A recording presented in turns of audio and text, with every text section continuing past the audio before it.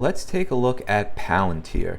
Now, for those of you who don't know, PLTR is in the business of data management, analysis, and integration, which is something just about every large company these days has a need for. Now, personally, I'm invested in Snowflake, but I have been watching this stock for a while, and let's take a closer look at the chart. So you have to admire the strength that PLTR has been showing, taking out all of the swing highs going back to March of 2022 and trading well above its IPO price of $10. Now, the first thing I see right away, and I've been seeing this in many charts, is the RSI divergence, where we're getting new highs in price, but we're getting lower highs in the RSI. And you can see as soon as we made this most recent high here, we made a lower high in the RSI and we immediately sold off. So it's just a sign that momentum is waning a little bit and we could be headed for lower prices or consolidation.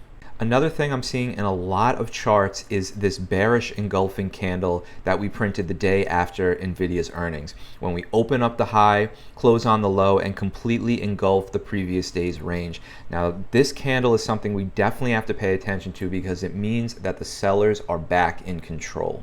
So just for context, I have the SPY chart up here, and you can see that we printed a bearish engulfing candle here, we bounced back, and then we sold off.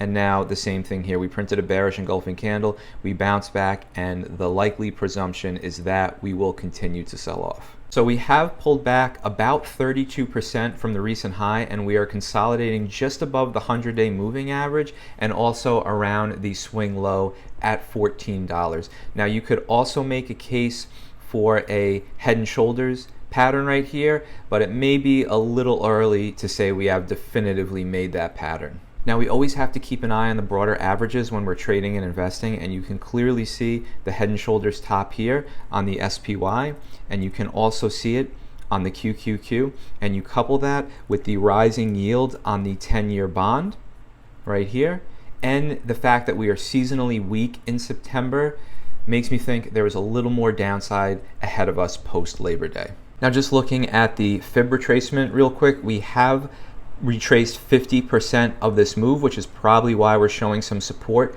at 14. I typically like to buy in the golden zone, which is between 0.5 and 0.6, but we haven't gotten there quite yet. So the last level to pay close attention to is around $10, which coincides with the 200-day moving average and the February swing high. And I think this is a level that a lot of traders and investors will be looking for to act as support if we were to trade down there. So that is my take on PLTR. Let me know how you guys are trading the stock and if it is a stock that you would consider adding to your portfolio.